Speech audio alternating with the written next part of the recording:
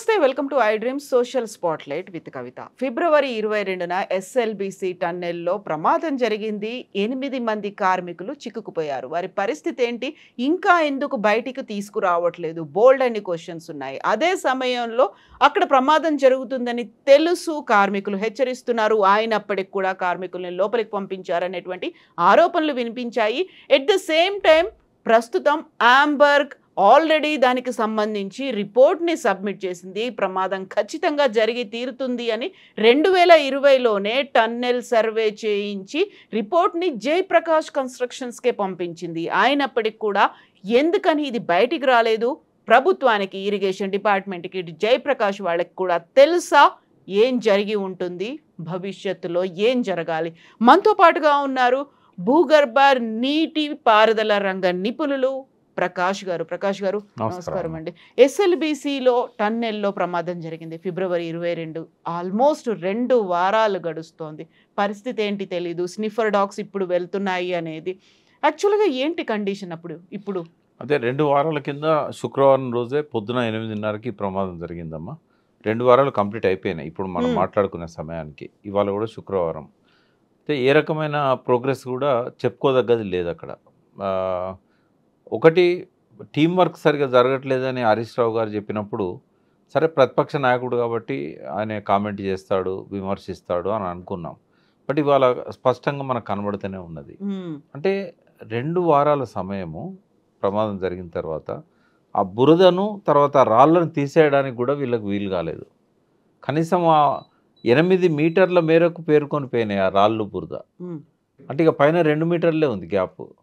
మీరు కొన్ని వీడియోలలో చూడొచ్చు, వాళ్ళు పంపించిన వీడియోలలో ఇట్లా తలదించుకొని పోతున్నారు. ఆ తలదించుకున్న కాడ హైట్ ఎంత ఉన్నది తెలుసా? 10 మీటర్స్. ఆ టన్నెల్ యొక్క హైట్ 10 మీటర్స్. 9.2 సిమెంట్ బిగించిన తర్వాత, సిమెంట్ బిగించకపోతే అది 10. సరే సిమెంట్ బిగించిన దగ్గరనే వాళ్ళు ఉన్నారు. 9.2 మీటర్స్ అంటే వాళ్ళు తలదించుకుంటున్నారు అంటే 8 మీటర్స్ వరకు రాళ్ళు, తర్వాత బురద అవన్నీ కూడా పేరుకుపోయినాయి.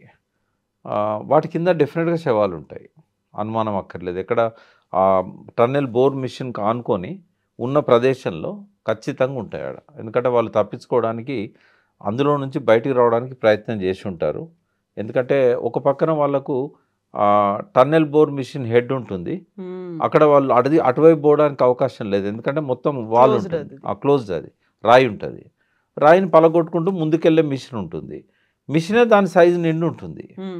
కాబట్టి వాళ్ళు మిషన్ ఎక్కి లోపలికి పోవడానికి ఏమన్నా దారి ఉంటుందేమో కానీ మిషన్ పక్క నుంచో అటు పక్క నుంచో పోవడానికి అయితే ఉండదు. ఉండనప్పుడు వాళ్ళు ఏంటి, ఆ లోపల ఉన్న వాళ్ళే బయటకు వచ్చి ఏం జరుగుతుందో చూసి తప్పించుకోవడానికి ప్రయత్నం చేస్తారు. తప్పించుకోవడానికి ప్రయత్నం చేస్తున్నప్పుడు వాళ్ళ మీద ఈ బురద రాళ్ళు కూలి వాళ్ళు అందులో సజీవ సమాధి అయ్యే అవకాశం ఉంది.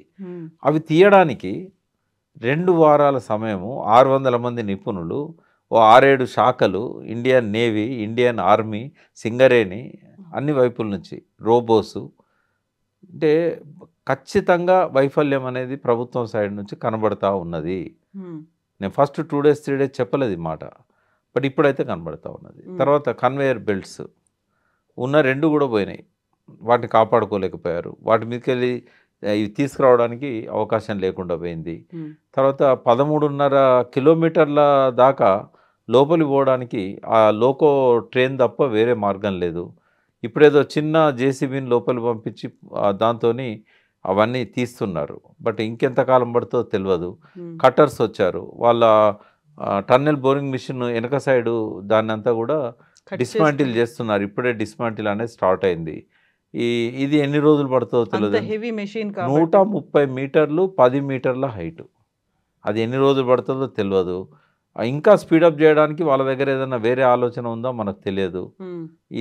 ఈ పరిస్థితుల్లో కుటుంబ సభ్యులు వచ్చి అక్కడ 14-13 రోజుల నుంచి వాళ్ళు అక్కడ వెయిట్ చేస్తున్నారు. వాళ్ళకు కూడా ఏం సమాధానం చెప్పాలనో ప్రభుత్వం దగ్గర లేదు. కనీస ఏర్పాట్లు కూడా చేసినట్టు లేరు వాళ్ళ కోసము. ఇవన్నీ జరుగుతున్నాయమ్మా అక్కడ. ఇప్పుడు ఇదే టైంలో బయటకు వచ్చినటువంటి ఆంబర్గ్ టన్నెల్ సర్వే రిపోర్ట్ అనేది 2020లోనే వాళ్ళు రిపోర్ట్ ఇచ్చారు, జయప్రకాష్ వాళ్ళకే ఇచ్చారు. ఆ తర్వాత దాన్ని ఎందుకని ఇరిగేషన్ డిపార్ట్మెంట్ చెప్పలేదా, అధికారులకు తెలియదా, ప్రభుత్వానికి తెలియదా, జయప్రకాష్ కన్స్ట్రక్షన్స్ వాళ్ళు ఎందుకని దాన్ని పక్కన పెట్టేశారు? వాళ్ళు ఇప్పుడు మీడియా ముందుకొచ్చి చెప్తే తప్ప మనకు వాళ్ళ అంతర్మదనం ఏం చేస్తున్నారు, వాళ్ళకు లోపల ఏమున్నదో ఆ విషయానికి సంబంధించిన ఇన్ఫర్మేషన్ మనకు తెలియదు. బట్ ఖచ్చితంగా జేపీ అసోసియేట్స్‌కి ఇచ్చారు అంటే అది ప్రభుత్వానికి ఖచ్చితంగా అందే అవకాశం ఉంటది. ప్రభుత్వానికి తెలియకుండా జేపీ దాన్ని దాచిపెట్టలేడు. హ్మ్. అయితే ఎందుకంటే ప్రభుత్వంలో ఉన్న ఇంజినీర్స్ ఆ ప్రమాదం జరగకుండా ఉండడానికి వాళ్ళు ఏదో ఒకటి సూచిస్తారు కదా!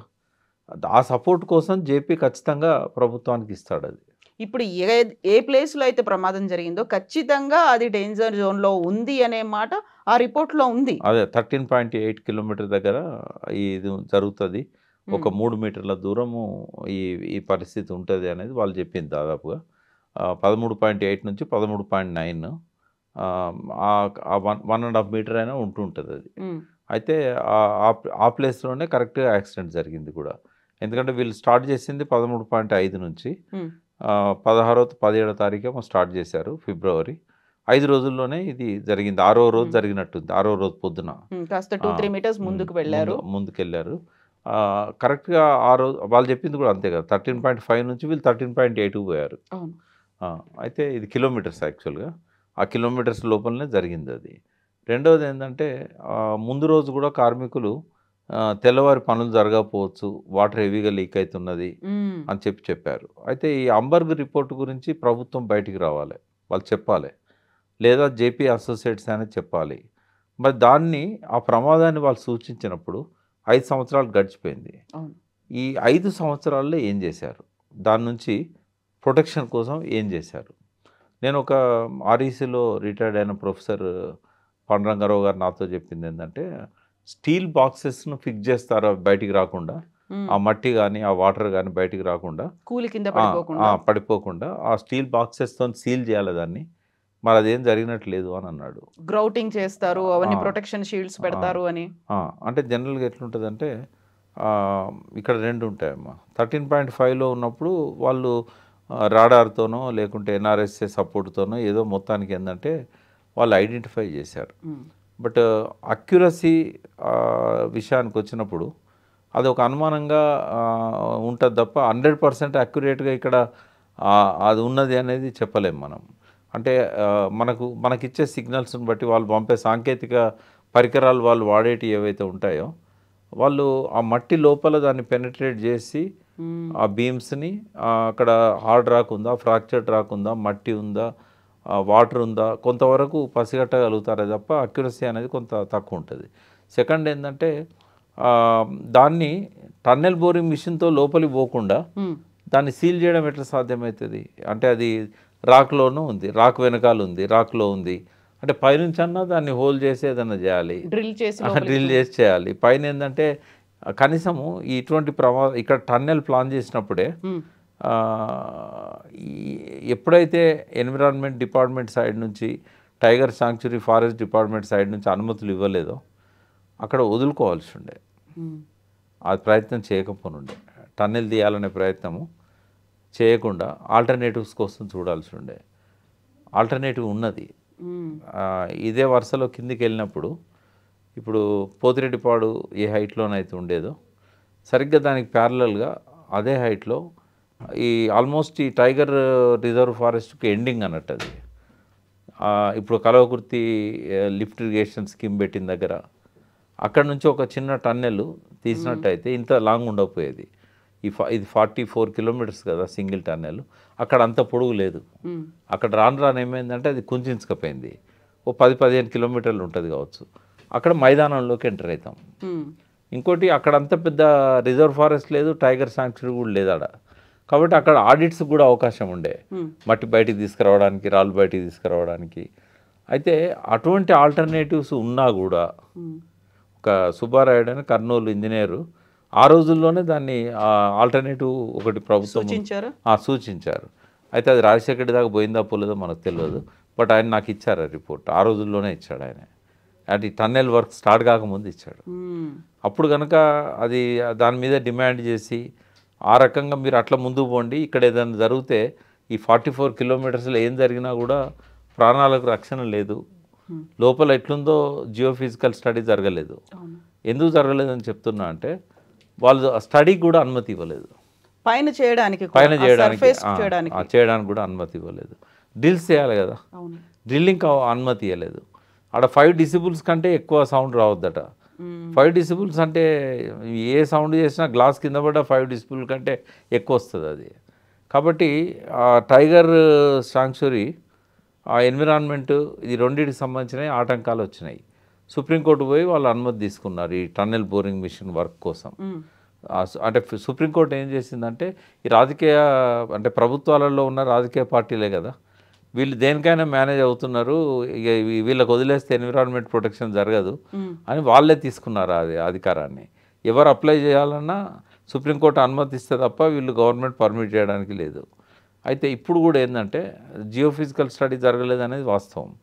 అయితే పైన జరిగింది ఆ టన్నెల్ ఇంటేక్ దగ్గర నుంచి ఈ అవుట్లెట్ దగ్గర నుంచి కొంత స్టడీ జరిగింది, కానీ పైన పోయి డ్రిల్స్ చేసి మాత్రం ఎవరు స్టడీ చేయలేదు. అదొక పెద్ద లోపం. ఇలా సాటిలైట్ ఇమేజెస్ ఇవన్నీ యూస్ చేసుకుని ఎలా ఉంటుంది ఒక ప్రాబబిలిటీ అంతే. అదంతా ఒక 10% స్టడీ. అది యాక్చువల్ 90% ఏంటంటే వాళ్ళు ఆ టన్నెల్ లెంత్ 40 kilometers దూరంలో మొత్తం ఆ టన్నెల్ ఎక్కడి నుంచి ఎక్కడికి డ్రాయింగ్ ఉంటుందో ఆ పైకి వెళ్ళి డ్రిల్ చేసి మట్టి ఉన్నదా, రాయి ఉందా, ఎన్ని మీటర్ల లోపల నీళ్లు ఉన్నాయి, లూజ్ సాయిల్ ఎంత ఉన్నది, ఆ బోర్లు వేసి ఆ బోర్లలో నుంచి వచ్చిన దాన్ని బట్టి ఇప్పుడు సపోజ్ 400 మీటర్లు పైన సర్ఫేస్ ఉంది, 400 మీటర్ల లోపల టన్నెల్ ఉన్నది. ఈ 400 మీటర్లు పైనుంచి డ్రిల్ చేసేవాళ్ళు. చేసినప్పుడు షీర్ జోన్ అనేది వచ్చేది. ఇక్కడ మట్టి ఉన్నది, నీళ్ళు ఉన్నాయి, ఇక్కడ డేంజర్ ఉన్నది.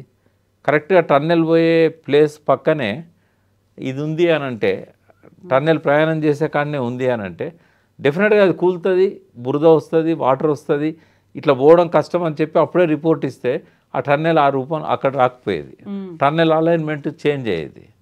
బట్ ఈ స్టడీ లేనప్పుడు ధైర్యం చేసి దానికి పర్మిషన్స్ ఇవ్వడమే రాజశేఖర రెడ్డి గారు చేసిన తప్పు. ఇవ్వకుండా ఉండాల్సింది. ఇది ఫీజిబుల్ కాదు, సర్వే చేయకుండా నిర్ధారణ చేయలేము, ఆల్టర్నేటివ్ చూద్దాము, అట్లా కనుక ఆయన ఆలోచించుంటే బాగుండేది. నాకు అనిపించింది ఏంటంటే, నీళ్ళు రావడం ఆయనకి ఎట్లాగ ఇష్టం లేదు. కృష్ణా నీళ్ళు రాయలసీమ తీసుకుపోవాలనే కృతనిశ్చయంతో ఉన్నాడు. ఈ టన్నెల్ సక్సెస్ అవుతుందో ఫెయిల్ అవుతుందో వాళ్ళ కర్మకు వాళ్ళని వదిలేద్దాం, అనుమతి ఇవ్వలేదని నా మీద ఎందుకు బదనాం అని చెప్పి చేతులు దులుపుకున్నాడు. ఇప్పుడు ఒకవేళ పైన సర్వే చేయాలి, జియో ఫిజికల్గా కండిషన్స్ ఎలా ఉన్నాయి అనేది చూడాలి అనుకుంటే అదంతా టైగర్ రిజర్వ్ ఫారెస్ట్ ఏరియా కింద వచ్చింది, పర్యావరణ అనుమతులు కావాలి, కోర్టులు ఉన్నాయి, నేషనల్ గ్రీన్ ట్రిబ్యునల్ ఉంది, ఇవన్నీ చూడాల్సినటువంటి పరిస్థితులు ఉన్నాయి. అవన్నీ అక్కడ డినై చేస్తున్నాయి, ఇవ్వట్లేదు, పర్మిషన్స్ ఇవ్వట్లేదు. అలాంటి ఒక అనివార్యమైన పరిస్థితి వల్లే కదా టన్నెల్ అనేది వచ్చింది. టన్నెల్ పోవాలన్నా కూడా ఈ పర్మిషన్స్ అన్ని కావాలి. అంటే టన్నెల్ పోవాలన్నప్పుడు టన్నెల్ పోతున్న క్రమంలో ఒక వాటర్ బాడీ వచ్చింది అనుకోండి, ఎట్లా సాధ్యమవుతుంది? ఇప్పుడు అది ఎంత లోతు ఉంటుంది? ఫస్ట్ అర్థం చేసుకోవాల్సింది ఎర్త్ సైన్స్ గురించి కొంత అర్థం చేసుకోవాలి. మట్టిలో అనేక రకాల పొరలు కొన్ని శతాబ్దాలు అంటే కొన్ని లక్షల సంవత్సరాల నుంచి పెరిగిన గుట్టలు కానీ ఇవన్నీ కదా. ఇప్పుడు ఆ లోపల కొన్నిసార్లు ఎక్స్టింక్ట్ అయిపోతుంది సమాజం అంతా ప్రకృతి బీభత్సాల వల్ల.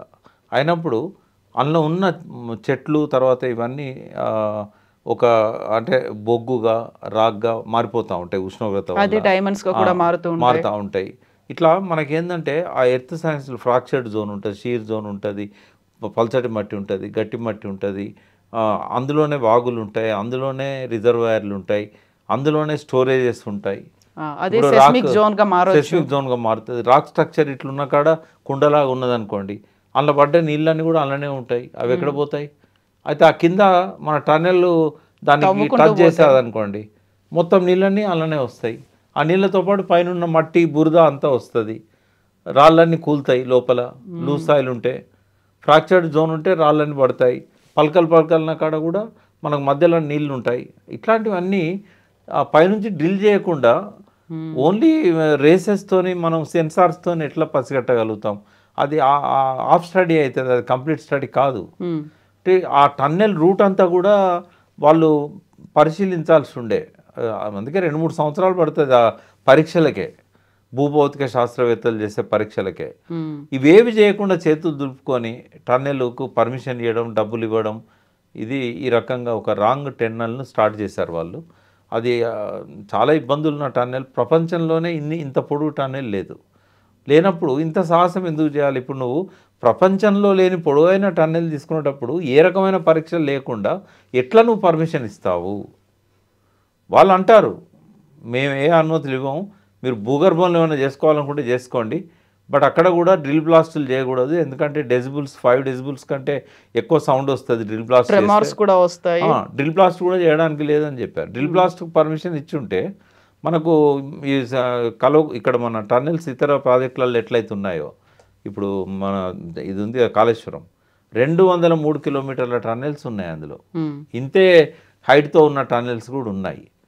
మరి అక్కడ టన్నెల్ బోర్ మిషన్ అవసరం పడలేదు, ఎందుకంటే ఎక్కడికక్కడ ఆడిట్స్ ఉన్నాయి, టైగర్ జోన్ ఏం లేదు దానిపైన.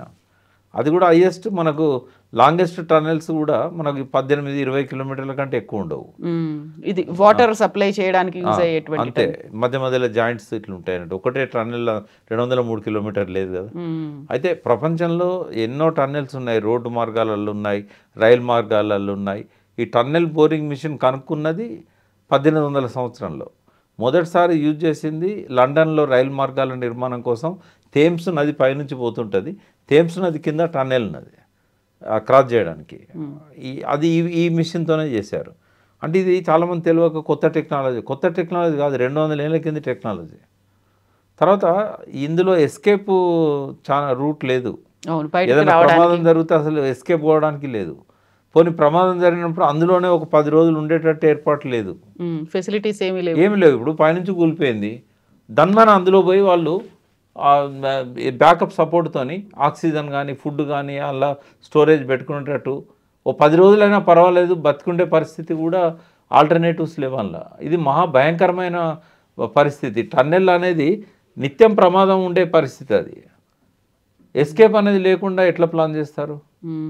ఇప్పుడు ఆ ప్రమాదం జరిగినప్పుడు ముందున్న వాళ్ళందరూ సమాధి అయిపోయారు కదా, 8 మంది. ముందున్న వాళ్ళకు కూడా ఎస్కేప్ ఉండాలి కదా, కనీసం అందులోనైనా కొంతకాలం పాటు మళ్ళీ ఈ వచ్చి వాళ్ళ బయటికి తీయడానికి ఏదైతే చర్యలు, సహాయక చర్యలు, రిస్క్ ఆపరేషన్స్ కోసమైనా కొంత గ్యాప్ అలా ఉండేటట్టు ఉండాలి కదా ఏర్పాటు. అలా లేదు కదా అట్లా. అంటే ఇది రైట్ ఫ్రమ్ రాజశేఖర్ దగ్గర నుంచి తప్పు పట్టాల్సిన పరిస్థితి వస్తున్నది. ఇప్పుడు ఏం జరగాలంటారు? యాక్చువల్గా అక్కడ టైగర్ రిజర్వ్ ఫారెస్ట్ ఏరియా, పర్యావరణ అనుమతులు ఇవన్నీ అవసరం ఉన్నాయి.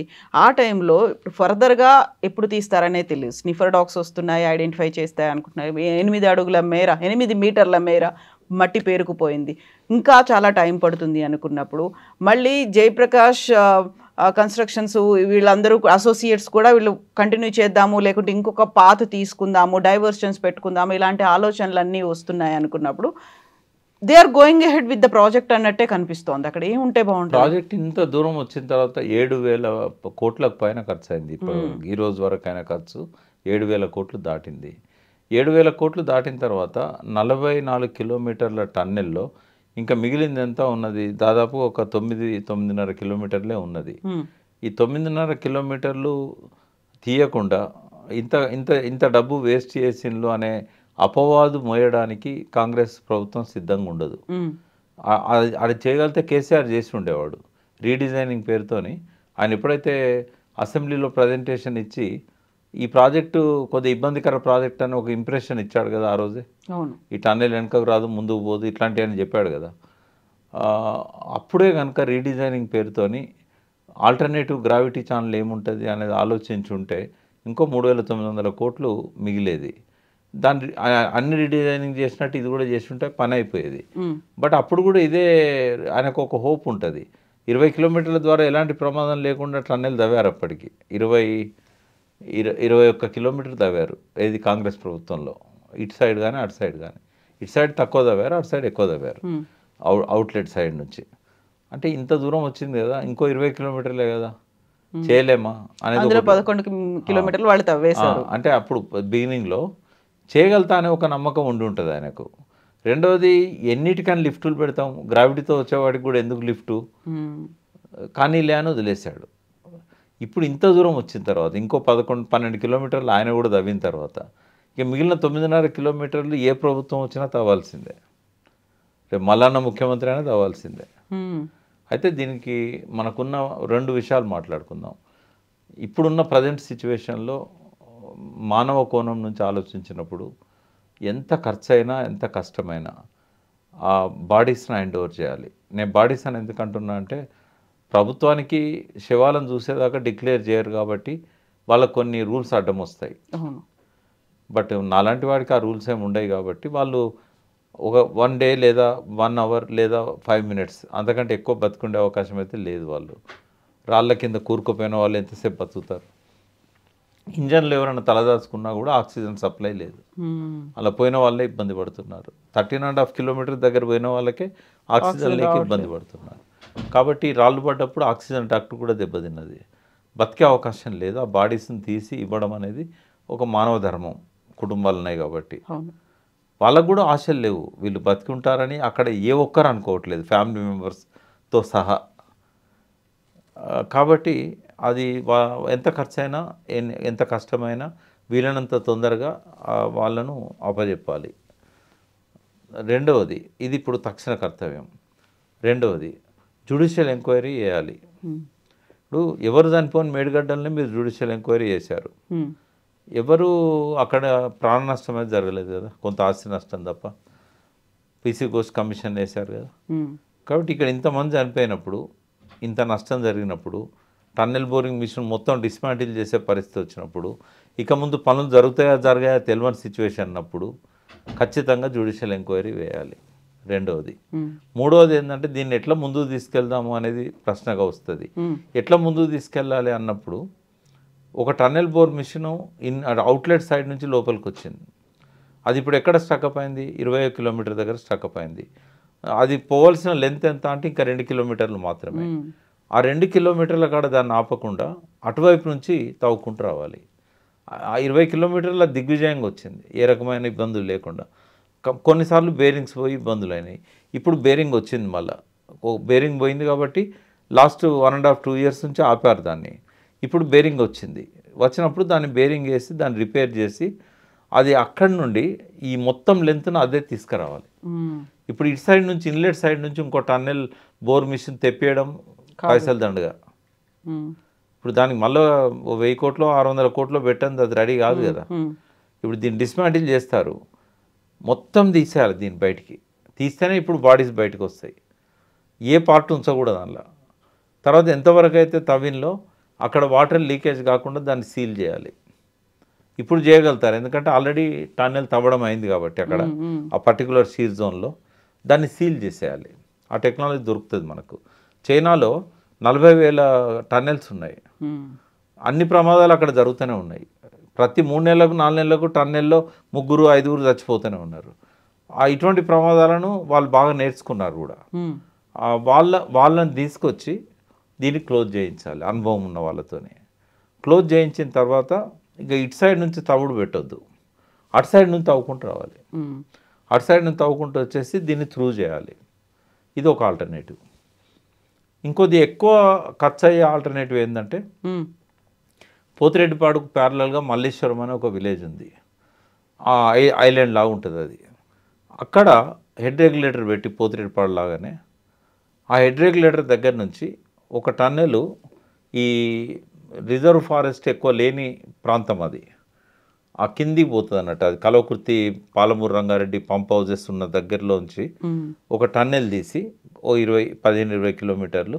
ఆ తర్వాత అది మైదాన ప్రాంతం, మైదాన ప్రాంతానికి కనెక్ట్ అయిన తర్వాత అక్కడ గ్రావిటీ ద్వారా, అది హయ్యర్ జోనే కాబట్టి అది 800 అడుగుల ఎత్తునున్న ప్రాంతం అది. అక్కడ నుంచి ఇప్పుడు ఈ నీళ్ళు అందించే ప్రాంతం ఏదైతే ఉన్నదో అదే 500 అడుగుల లెవెల్లో ఉన్న ప్రాంతం, అక్కంపల్లి రిజర్వాయర్. సో అక్కడ నుంచి గ్రావిటీతోని ఇదే డిండి రిజర్వాయర్, ఇదే మిడ్ డిండి, ఇప్పుడున్న నక్కలగండి లాంటిదే ఉపయోగించుకొని, పెళ్లిపాకులు ఉపయోగించుకొని మళ్ళీ దీనికి కలపడం, ఆ నక్కలగండికి కలపడం. ఎక్కడైతే అవుట్లెట్ టన్నెల్ స్టార్ట్ అవుతుందో ఆ ప్రాంతానికి అట్నుంచి టన్నెల్ తీసుకొచ్చి కలపడం. ఇంకొక టన్నెల్ తక్కువ దూరం ఉన్నది, తర్వాత ఆడిట్ సిస్టమ్ పెట్టుకొని అందులో నుంచి మట్టిని బయటికి తీసేటట్టు అట్లా ఆ కాంటూర్ మ్యాప్స్ ఆధారంగా ఆ లెవెల్స్ అన్ని ప్లాన్ చేసుకొని పోతిరెడ్డిపాడు లాగా అట్లా తీసుకొచ్చినట్టయితే అది గ్రావిటీ ద్వారా ఈ ప్రాజెక్టు నీళ్ళు వచ్చే అవకాశం ఉంటుంది. సో దీనికి పెట్టినంత ఖర్చు పెట్టాల్సిన అవసరం లేదు. ఉమ్, బట్ ఇది ఇది మళ్ళీ ప్రమాదాలు జరుగుతాయి అనుకున్నప్పుడు దీన్ని శాశ్వతంగా క్లోజ్ చేసి వదిలేయాలి అలా ఇది ఈ పద్ధతిలో తీసుకురావాలి. దాన్ని కంప్లీట్ గా వదిలేసేయాలి. ఇప్పుడు ఇక ఏదైతే లేదు అని SLBC అంటే మూడో ఆల్టర్నేటివ్ ఏంటంటే ఆల్రెడీ నీళ్ళు వస్తున్నాయి ఆ ప్రాంతానికి లిఫ్ట్ ద్వారా. ఉమ్, ఇక ఇంత రిస్క్ ఎందుకు, ఇప్పుడు 7,000 కోట్లు దానికి పెట్టే బదులు అది డిపాజిట్ చేస్తే ఆ కరెంట్ ఖర్చు వచ్చేది కదా. ఆల్రెడీ లిఫ్ట్ ఉంది, ఆ కాలువలకు నీళ్లు పారుతున్నాయి, ఆ పొలాలకు నీళ్ళు వస్తున్నాయి, ఎస్ఎల్బీసీలో చెరువులు నిండుతూ ఉన్నాయి.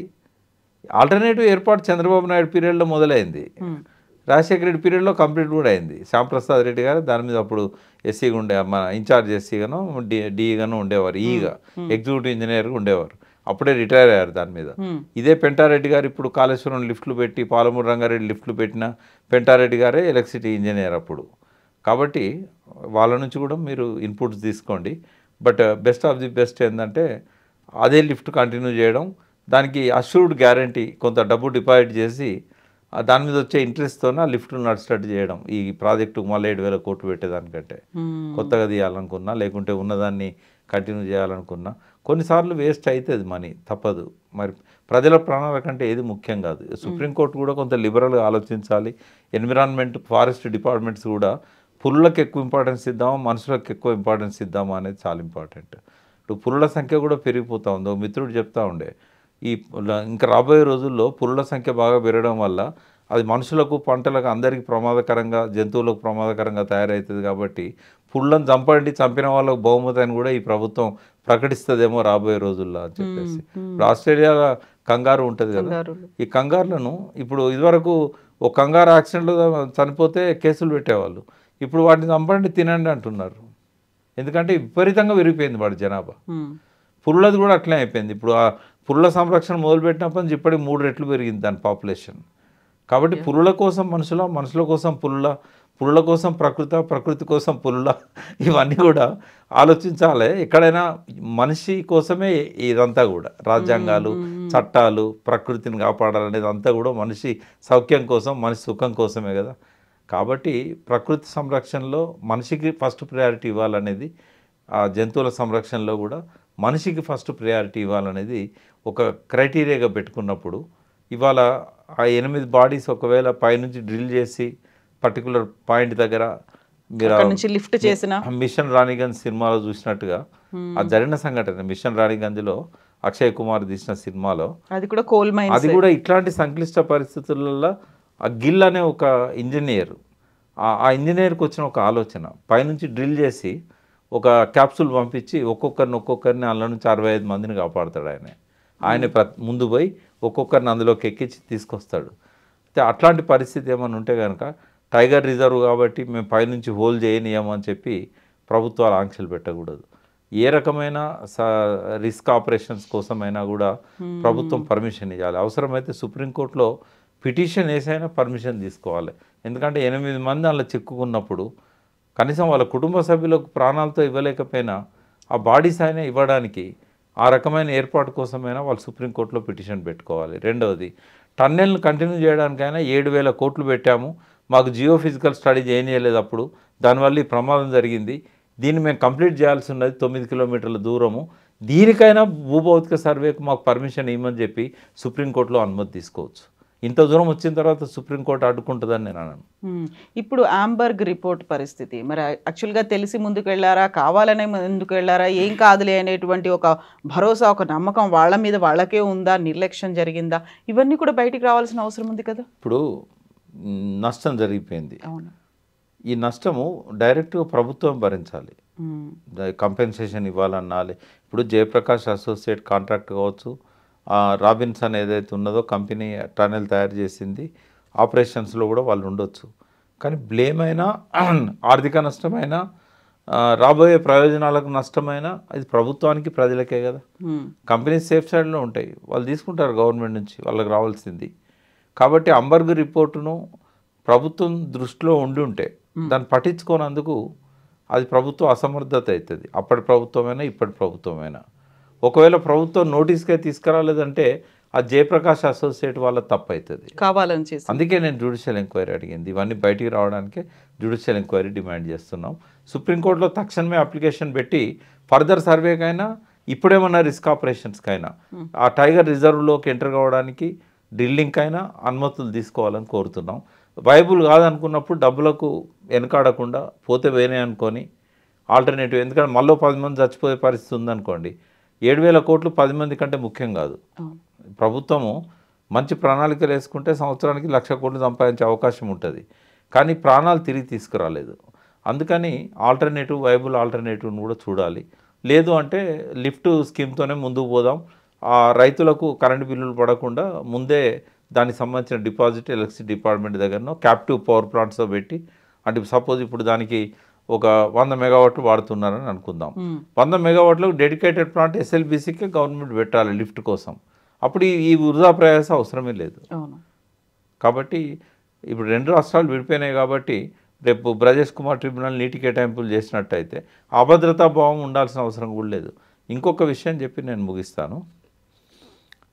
ఇన్ని త్యాగాలు, 7,000 కోట్ల డబ్బు, ఇవన్నీ ఖర్చు పెట్టి ఇంకో 3,000 కోట్లు ఖర్చు పెట్టి ఆ టన్నెల్ త్రూ చేసినా కూడా, మళ్ళీ యాక్సిడెంట్లలో ఇంకో 10 మంది చనిపోయినా కూడా ఈ టన్నెల్ ఏమన్నా పనికొస్తుందా? ఈ టన్నెల్ నుంచి నీళ్లు వారుతాయా? అదొక పెద్ద ప్రశ్న. ఎందుకంటే ఈ టన్నెల్ 4,000 క్యూసెక్కులు ఇందులో ఇన్లెట్ నుంచి గ్రావిటీ ద్వారా వస్తాయి. అది రావాలంటే ఫుల్ ఫోర్స్తో రావాలంటే 854 దగ్గర నీళ్ళు ఉండాలి. ఉంటే ఆ 4,000 క్యూసెక్కులు వస్తాయి. ఒకవేళ 825 దీని స్టార్టింగ్ పాయింట్, ఇప్పుడు 10 మీటర్లు అంటే 30 అడుగులు. 825 దగ్గర నుంచి 854 దాకా వాటర్ ఉంటేనే వాళ్ళకి ఫుల్ ఫోర్స్తో వస్తుంది. ఒకవేళ 830 దగ్గర ఉన్నాయనుకుందాం, ఒక 5 ఫీట్ల ఎత్తు నుంచి వస్తాయి. అది ఒక 90 రోజులలో కూడా సరిపోతుంది. 90 రోజులలో కూడా 1 టీఎంసీ రాదు. ఇప్పుడు మొత్తం ఫుల్ ఫోర్స్తో వస్తే 90 రోజులలో 30 టీఎంసీలు వస్తాయి. ఆశ్చర్యం ఏంటంటే అక్కడ ఎప్పుడూ 90 రోజులు నీళ్ళు ఉండవు. ఎందుకు ఉండవు? కిందికి పోతున్నాయి. ఫస్ట్ అల్మట్టి ఇప్పుడు ఎత్తు కట్టబోతున్నారు, వాళ్ళ పర్మిషన్స్ వచ్చినాయి. 519 మీటర్ల నుంచి 524 మీటర్లకు పోతున్నది. అది ఇంకా 5 మీటర్లు పెంచుతున్నారు. 5 మీటర్లు పెంచుతున్నారు, అంటే 15 అడుగుల ఎత్తు. చాలా విశాలమైన ప్రాంతంలో 15 అడుగుల ఎత్తు నీళ్ళు రిజర్వ్ ఉన్నాయంటే కృష్ణా మహాబలేశ్వరం నుంచి వచ్చే వాటర్ అంతా కూడా అక్కడనే స్టోర్ అవుతుంది. ఏదన్నా కొద్దిగా వాళ్ళు దయదలిచి కిందికి వదిలారనుకోండి, వర్షాలు ఎక్కువ పడితే, ఇంకా వరదలు ఎక్కువ వస్తే, క్లౌడ్ బర్స్ట్లు అయితే అప్పుడు కిందికి వచ్చినట్టయితే ఆల్మట్టి గేట్లు ఓపెన్ చేస్తారు. చేసినప్పుడు ఎక్కడ వస్తాయి అవి? నారాయణపూర్ డ్యామ్కి వస్తాయి. నారాయణపూర్ డ్యామ్కు 2 దిక్కుల కాలువలు ఉన్నాయి. వాళ్ళ ఆయకట్టుకు సరిపోయే నీళ్లు వాళ్ళు వినియోగించుకుంటూ స్టోర్ చేసుకొని అప్పుడు వాళ్ళు వదిలేస్తారు. అప్పుడు జూరాలకు వస్తాయి. నారాయణపూర్ గేట్లు తెరిస్తే జూరాలకు వస్తాయి. జూరాల్లో చాలా ఆయకట్టు ఉంది. ఒకటి భీమాకు సంబంధించిన ఆయకట్టు ఉంది, భీమా నది కోయిల్ సాగర్ దాకా. తర్వాత ఇప్పుడు కోడంగల్ లిఫ్ట్ అక్కడి నుంచే స్టార్ట్ చేశాడు, భీమా నుంచే. తర్వాత నెట్టెంపాడు 2 లక్షల ఎకరాల ఆయకట్టు ఉంది. జూరాలకు 1,00,000 ఎకరాల ఆయకట్టు ఉన్నది. ఇవన్నీ మళ్ళీ దానికి ఆర్డిఎస్ లింక్ కెనాల్ నది. ఇవన్నీ అవసరాలు తీరి జూరాల కోసం కావాల్సిన నీళ్ళని రిజర్వ్ చేసుకున్న తర్వాత కిందికి వస్తే అప్పుడు 800 ఫీట్ల దగ్గర పాలమూరు రంగారెడ్డి కల్వకుర్తి లిఫ్ట్ ఉంటాయి. అంతకంటే 3 ఫీట్ల ముందే 797 రాయలసీమ ఎత్తిపోతల పథకం ఇప్పుడు నిర్మాణంలో ఉంది. తర్వాత ఇంకా కొంచెం కిందికి వస్తే పోతిరెడ్డిపాడు 841 లెవెల్. అది అదే లెవెల్లో 840లో వెలిగొండ 2 టన్నెల్స్ ఉంటాయి. ఆ 2 టన్నెల్స్లో నుంచి రోజుకు 1.5 టీఎంసీలు పోతాయి. పోతిరెడ్డిపాడు నుంచి రోజుకు అఫీషియల్గా 5 టీఎంసీలు, అన్అఫీషియల్గా 6 టీఎంసీలు పోతాయి. రాయలసీమ ఎత్తిపోతల పథకం నుంచి 3 టీఎంసీలు పోతాయి. కల్వకుర్తి, పాలమూరు, రంగారెడ్డి కలిపి 2 టీఎంసీలు పోతాయి.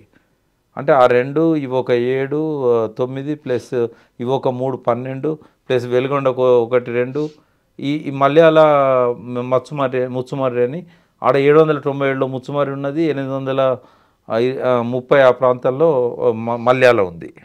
అది మల్యాల దగ్గర నుంచి ముచ్చుమర్రి దగ్గర నుంచి అందరినీ వాగిపోతాయి. అదేవిధంగా కేసీ కెనాల్లో పైనుంచి తుంగభద్రలో నీళ్ళు రాకపోతే వాల్వ్ ఓపెన్ చేసేసి కేసీ కెనాల్లో పడేస్తున్నారు.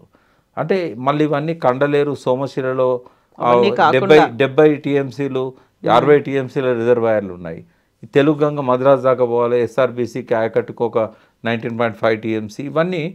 ఇవన్నీ కంప్లీట్ అయిన తర్వాత కానీ ఆ లెవెల్కు నీళ్ళు ఆపుతారు. అంటే ఇవన్నీ తీసుకుంటా ఉంటే ఇంకా ఎక్కువ భారీ వరదలు వచ్చినప్పుడు, ఇవన్నిటికి సరిపోగా ఇంకా వరదలు వచ్చినప్పుడు అప్పుడు ఎఫ్ఆర్ఎల్ టచ్ చేస్తుంది 885. ఎప్పుడైతే ఎఫ్ఆర్ఎల్కు టచ్ అవుతున్నదో వెంటనే నాగార్జున సార్కు నీళ్ళు వదలాల్సి వస్తుంది. తర్వాత పవర్ జనరేషన్ చాలా ఇంపార్టెంట్. శ్రీశైలమే పవర్ ప్రాజెక్టు, అది ఇరిగేషన్ లేనే లేదు. ఇన్ని లక్షల ఎకరాలకు ఇరిగేషన్ క్రియేట్ చేశారు కదా, ఇదంతా ఇల్లీగలే, వరద జలాల పేరుతో జరుగుతున్నది. ఇది ఇన్ని కుట్రల మధ్య ఆ లెవెల్లో నీళ్ళు ఆపుతారా ఎప్పుడైనా? 90 రోజులు ఉంటాయా? పోనీ ఒక 10 రోజులు ఉన్నాయనుకుందాం పీక్ స్టేజ్లో. ఎప్పుడు కూడా ఇప్పుడు ఇవన్నీ దాటుకొని వరద వచ్చేదో 10 రోజులు వస్తుంది. ఆ 10 రోజుల్లో ఇవన్నీ తీసుకెళ్తారు కదా, ఆ లెవెల్లో నీళ్ళు ఎందుకు ఉంటాయి? ఇవన్నీ పోయిన తర్వాత ఇప్పుడు నీళ్ళు ఎన్ని వచ్చినా కూడా 600 టీఎంసీలో పైన వచ్చినాయి. ఇప్పుడు ఉన్నాయా శ్రీశైలం రిజర్వాయర్లో? మంచినీళ్ళు ఇవ్వడానికి లేవు కదా. ఇంత కష్టపడి ఇంత డబ్బు పెట్టి ఇన్ని త్యాగాలు చేసి, రాబోయే రోజుల్లో కూడా త్యాగాలు చేసి, రాబోయే రోజుల్లో ఖర్చు పెట్టి టన్నేళ్ళకు నీళ్ళు రానప్పుడు ఎందుకు ఇవన్నీ? ఈరోజు ఉన్న పరిస్థితుల్లో ఇవన్నీ ప్రాజెక్టులు డిజైన్ చేసిన తర్వాత రాబోయే రోజుల్లో ఒక నిరర్ధక ప్రాజెక్టుగా మిగిలిపోతుంది ఎస్ఎల్బిసి. దాని బదులు అదే లిఫ్ట్ స్కీమ్ కనుక యథాతథంగా నడిపించుకోగలిగినట్టయితే, ఒక క్యాప్టివ్ పవర్ ప్లాంట్ గవర్నమెంట్ డెడికేటెడ్గా ఎస్ఎల్బిసి పెట్టినట్టయితే ఇంకా మళ్ళీ టన్నెల్ జోలికి పోనక్కర్లేదు, ఇంకో 2-3 వేల కోట్లు పెట్టాల్సిన అవసరం లేదు. చూద్దాం నెక్స్ట్ డెసిషన్స్ ఎలా తీసుకుంటారు, మళ్ళీ ఎన్నేళ్ల పాటు ఇలాంటి చర్చలు ఇవన్నీ జరుగుతూ ఉంటాయనేది. ఇది ఒక మంచి గుణపాఠం అమ్మ. ఎగ్జాక్ట్లీ ప్రకాష్ గారు, నిజంగానే ఏం నేర్చుకుంటారు ఈ గుణపాఠం నుంచి, ముందుకు ఎలా వెళ్తారు అనేది కూడా. Thank you so much.